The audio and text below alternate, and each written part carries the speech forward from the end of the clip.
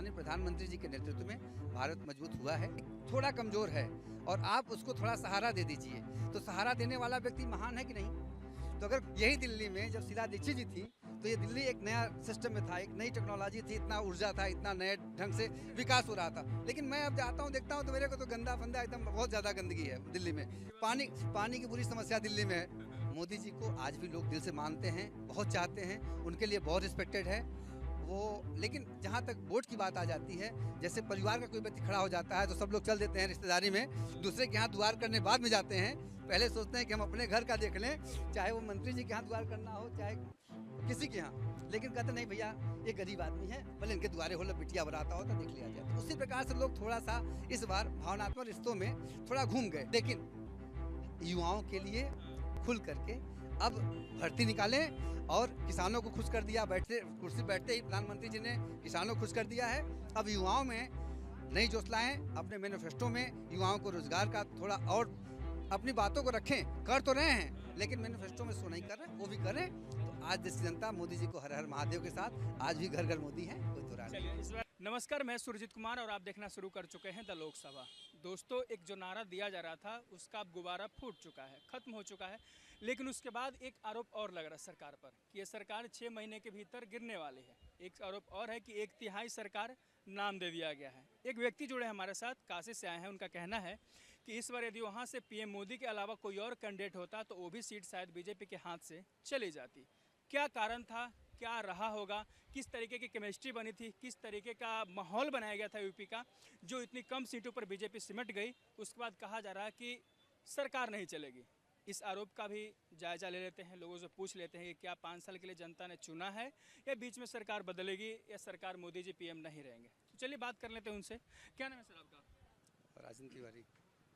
तिवारी जी, आप बनारस से आए हैं।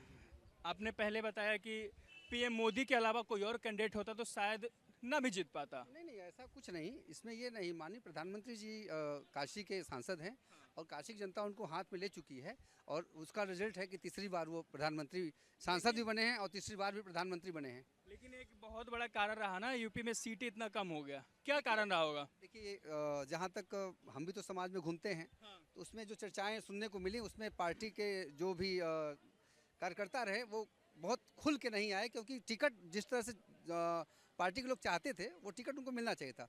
टिकट वितरण अच्छा नहीं हुआ उत्तर प्रदेश में, इसको लेकर के नाराज़गी थी और उसका रिजल्ट है ये। और दूसरी चीज़ है, गर्मी इतनी ज़्यादा थी कि जो वोट देने निकले थे वो निकल नहीं पाए पूरी तरह से।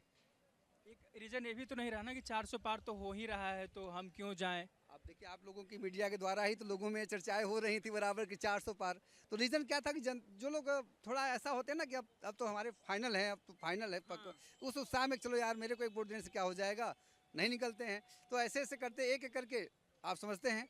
और निकल गया। हाँ, वो नहीं, पूरा यूपी क्यों निकला। आज भी आधा यूपी तो लगभग निकल ही गया हाथ से। आज भी नेतृत्व तो यूपी कर रहा है, ऐसा नहीं है। यूपी आज भी नेतृत्व कर रहा है और माननीय प्रधानमंत्री जी हमारे जो हैं यूपी से हैं, रक्षा मंत्री जी भी हमारे यूपी से हैं, माननीय राजनाथ सिंह जी। ऐसा नहीं है यूपी। लेकिन वो कहा जा रहा है ना कि जैसे 303 सीट से 240 पे आ जाना और कांग्रेस का 50 से 99 चले जाना।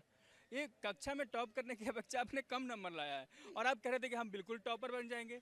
ये तो उल्टा पड़ गया था। आपको मैं बताया ना कि ऐसे अगर आप सर्वे करेंगे तो आप इसमें अभी देखिए, एक भाई साहब कह रहे थे कि आरएसएस ने हाथ खींच लिया। ठीक है ना कि आरएसएस का, तो हम ये कहेंगे कि भाई आरएसएस का काम है समाज को नेतृत्व करना, अच्छे से करना। अब कौन क्या किया क्या नहीं किया है तो नहीं कर सकते, लेकिन मैं इतना कर सकता हूँ कि माननीय प्रधानमंत्री जी के नेतृत्व में भारत मजबूत हुआ है और आगे भी जो संगठन है। अभी एक देखिए, भाई साहब कह रहे थे कि विकलांग उसकी वैसाखी की सरकार है, वैसाखी पर चलने वाली सरकार हो गई है। ये बताइए, कोई व्यक्ति थोड़ा कमजोर है और आप उसको थोड़ा सहारा दे दीजिए, तो सहारा देने वाला व्यक्ति महान है कि नहीं।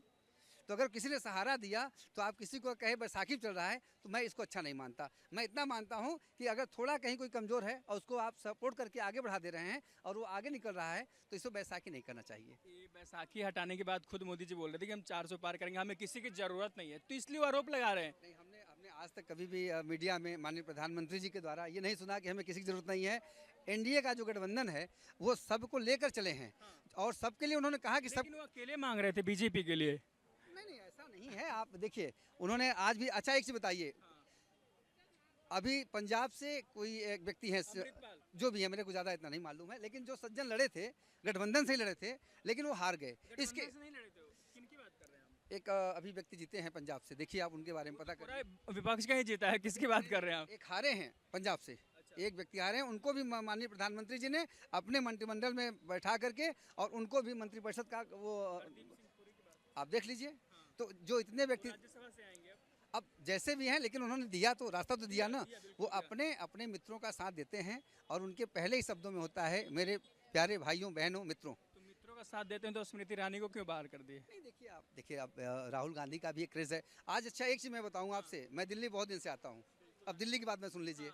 यही दिल्ली में जब शीला दीक्षित जी थी तो ये दिल्ली एक नया सिस्टम में था, एक नई टेक्नोलॉजी थी, इतना ऊर्जा था, इतना नए ढंग से विकास हो रहा था। लेकिन मैं अब आता हूँ देखता हूँ तो मेरे को तो गंदा फंदा एकदम बहुत ज़्यादा गंदगी है दिल्ली में। पानी की बुरी समस्या दिल्ली में है, आप जाके देख लीजिए। रोज़ मीडिया यही चिल्ला चिल्ला के कह रहे हैं आप लोग पानी की समस्या है, ठीक है ना।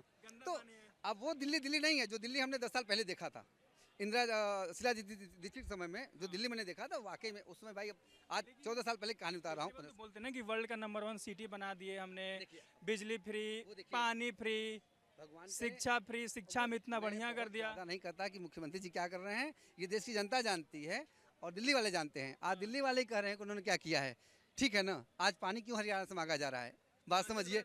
अभी जब हिमाचल देगा, जब इस सांस से यहाँ पानी आएगा तब इसके बाद यहाँ जाएगा ना। तो अब तो जहाँ लोगों को पहले ऐसी समस्या नहीं आती थी दिल्ली में पानी की, जहाँ तक मैं जानता हूँ, अब ये सब क्यों आ रही हैं।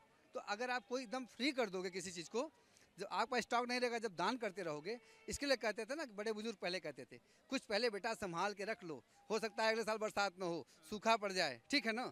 ये सब चीज़ें होती थी। अच्छा तिवारी जी, एक सवाल होगा, जैसे कॉरिडोर तो बनवा दिए बनारस में, अच्छा लगा ना, सब कुछ बनारस का बढ़िया हो गया। अरे सर, वैसे ही बढ़िया वो अयोध्या में भी बनाए थे, बिल्कुल अयोध्या बना। लेकिन फैजाबाद सीट हार गए। फिर मैंने कहा ना कि संगठन को जिस ढंग से काम करना चाहिए था, इस बार संगठन वो कर नहीं सका। अगर संगठन के लोग निकल चुके होते मैदान में तो आज ये जो 80 की बात थी, तो इसमें कोई दो राय नहीं कि माननीय प्रधानमंत्री जी के नेतृत्व में, योगी जी के नेतृत्व में उत्तर प्रदेश बहुत बड़ी सीट लेके आता। और आज भी भारत में सबसे पहले नाम यूपी का ही आता है। और यूपी को आज आप देख लीजिए कितनी सीट निकाली गई है, 36-33 आई ना। तो आज भी तो नेतृत्व यूपी कर रहा है, इस चीज़ को आप इनकार नहीं कर सकते। तो 80 में आप आए हैं और एक एमपी है जो 29 में 29 है। देखिए, एमपी हमारा पड़ोसी है, क्या है। लेकिन देखना सीखना चाहिए। नहीं, एक सेकंड, इसके पहले क्या था एमपी का आप देख लीजिए। और इस बार भी तो जो जितना है उतना बहुत कर रहा है, ऐसी कोई बात नहीं। दिल्ली आप लोगों ने दिल खोल के दे दिया ना पूरा, हाँ दिया नहीं आपने। तो दिल्ली के लोगों को भी तो हम धन्यवाद कहेंगे कि बहुत अच्छा यहाँ पर रहा व्यवस्था। एक सवाल और होगा, जैसे धर्म को लेकर चल रहे थे मोदी जी, हिंदू मुस्लिम सिख ईसाई सबकी बात करते रहते हैं, क्या सबने साथ दिया था मोदी जी का? जी 240 पर अटक गए, सब साथ दिए या नहीं दिए, मैं जानना चाहता हूँ। देखिए, यह भारत देश है, यहाँ हर तरह के लोग, चाहे हिंदू हों, चाहे मुस्लिम हों, चाहे सिख हों, चाहे ईसाई हों, सभी भाई इस देश में रहते हैं।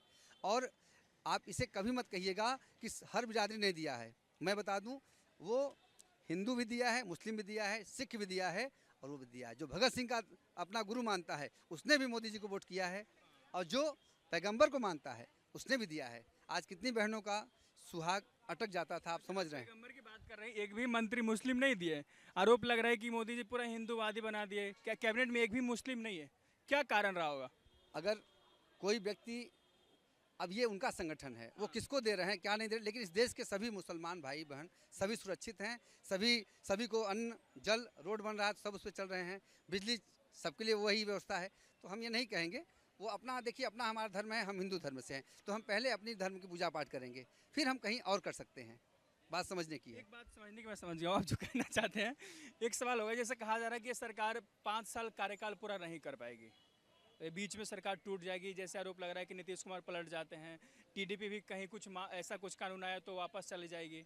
देखिए, यह एक राजनीतिक विषय है और मैं राजनीतिक व्यक्ति नहीं हूँ, मैं एक सामाजिक व्यक्ति हूँ। और सामाजिक देखिए तो सामाजिक जो बातें हैं, का मुख्य मुद्दा राजनीति होता है। समाज की अगर बात करेंगे तो मैं इतना कह सकता हूँ, हमें आप पर विश्वास है, हमें आप पर विश्वास है। अब आप मेरा कब तक विश्वास जीत के रखेंगे ये आप पर डिपेंड करता है। अगर मोदी जी को या भारतीय जनता पार्टी को अपने सभी संगठन, चाहे वो अनुप्रिया जी को ले लिया जाए, वो भी पटना दल से हैं, ठीक है ना, ये जो भी हैं, चंद्रबाबू नायडू जी हैं, इसके एक और नए अभी आए हैं जो उनके लड़के हैं रजनीकांत जी के भाई, अभी वो भी जीत के आए हैं, पवन कल्याण साहब आए हैं। तो अभी सब यंग यंग लड़के आ रहे हैं, चेहरे इतने अच्छे लगते हैं। चिराग पासवान जी देखिए क्या सुपरस्टार हैं, ठीक है ना, 5 लिए 5 जीत के आ गए। तो अब ये कहिए चिराग जी साथ नहीं देंगे, तो मुझे नहीं लगता है कि जो अब देखिए नीतीश जी की जहाँ तक बात है, मैं इतना जानता हूँ वो पुराने नेता हैं, वो जमे हुए नेता हैं, वो भी अपने अपने प्रदेश के विकास के लिए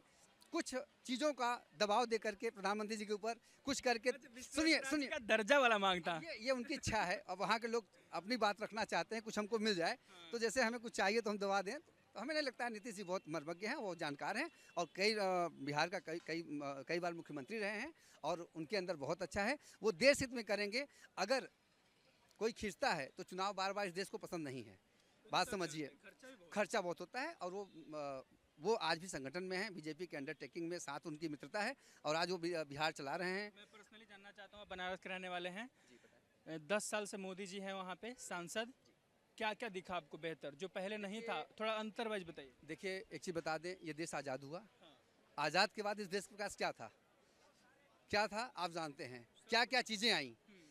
एक नई टेक्निक के साथ, जो भी इसके पहले प्रधानमंत्री जी लोग रहे, सभी लोगों ने अच्छे देश के लिए सेवा किया, कुछ किया। यहाँ तक कि राजीव जी भी ने खुद कहा कि मैं 1 रुपया भेजता हूँ और 10 पैसे 20 पैसे काम होते हैं, 80 पैसे कहाँ जाते हैं मेरे को नहीं पता। ये बात उन्होंने खुद कहा है, इस चीज़ को स्वीकार किया है, उन्होंने कहा भी है। तो मैं इतना जानता हूँ कि जो भी आज तक प्रधानमंत्री हुए सब भारत देश के लिए अच्छा किए हैं। हाँ, हमारी जानकारी में देखिए, क्षेत्रवाद में नहीं कर सकता, हम पहले देश की बात कर रहे हैं। ये प्रधानमंत्री जी देश के हैं, हमें सब के लिए देखना है। सांसद के बारे में पूछ रहा था, आपके सांसद जी? हमारे सांसद जी बहुत अच्छे हैं, और सांसद जी का तो प्रधानमंत्री चुनते हैं, सांसद की तो बात छोड़ ही दीजिए। काशी नहीं, ये देखिए सांसद जब चुनेंगे तब उसके बाद अलग भौकाल था, लोग बोल रहे थे कि पूरा देश सांसद चुनता है, पीएम चुनते हैं। हाँ नहीं, वो ठीक है। मोदी जी को आज भी लोग दिल से मानते हैं, बहुत चाहते हैं, उनके लिए बहुत रिस्पेक्टेड है वो। लेकिन जहाँ तक वोट की बात आ जाती है, जैसे परिवार का कोई व्यक्ति खड़ा हो जाता है तो सब लोग चल देते हैं रिश्तेदारी में, दूसरे के यहाँ दुआर करने बाद में जाते हैं। पहले सोचते हैं कि हम अपने घर का देख लें, चाहे वो मंत्री जी के यहाँ दुआर करना हो, चाहे किसी के यहाँ। लेकिन कहते नहीं भैया, ये गरीब आदमी है, भले इनके द्वारे हो, बिटिया बराता हो तो देख लिया जाए। तो उसी प्रकार से लोग थोड़ा सा इस बार भावनात्मक रिश्तों में थोड़ा घूम गए। नहीं तो यही काशी की जनता है कि मोदी जी को 5 लाख के पार, और इस बार 10 लाख के पार था। कुछ मौसम, कुछ कार्यकर्ता, कुछ सिस्टम। मैं एक रीज़न बताता हूँ, पेपर लीक। हाँ ये देखिए पेपर लीक का बात नहीं है साहब, मैं बताऊँ आपको, ज़मीन पर अगर उतर के देखेंगे तो अब आज आपके मंच से, आज के आपके मीडिया से मैं इतना कहूँगा कि अगर मेरी आवाज़ माननीय प्रधानमंत्री तक जा रही हो या जाएगी, तो मैं उनसे एक शब्द कहूँगा कि आपने देश के लिए बहुत कुछ किया है और बहुत कुछ करना है आपको, लेकिन युवाओं के लिए खुल करके अब भर्ती निकालें। और किसानों को खुश कर दिया, कुर्सी बैठते ही प्रधानमंत्री जी ने किसानों को खुश कर दिया है। अब युवाओं में नई जोश लाएँ, अपने मैनिफेस्टो में युवाओं को रोजगार का थोड़ा और अपनी बातों को रखें। कर तो रहे हैं, लेकिन मैनिफेस्टो में सो नहीं कर रहे, वो भी करें।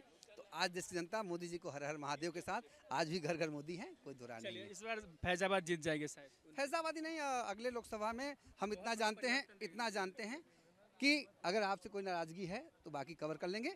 और इसके लिए एक चीज़ मैं बता दूं, विपक्ष को भी थोड़ा होना चाहिए। विपक्ष नहीं, विपक्ष को भी रखना है, विपक्ष को देखिए रखना है। डिम्पल जी, प्रियंका जी बराबर इस गर्मी में बहुत सेवा की, बहुत जनता के बीच में गई, तो आप देखिए थोड़ा तो बनता है उनका भी, तो थोड़ा उनको भी मिला है, प्यार बरसा दिया। अब उसको चाहे जो आप कहिए, थोड़ा लगाओ भाई, ठीक है ना।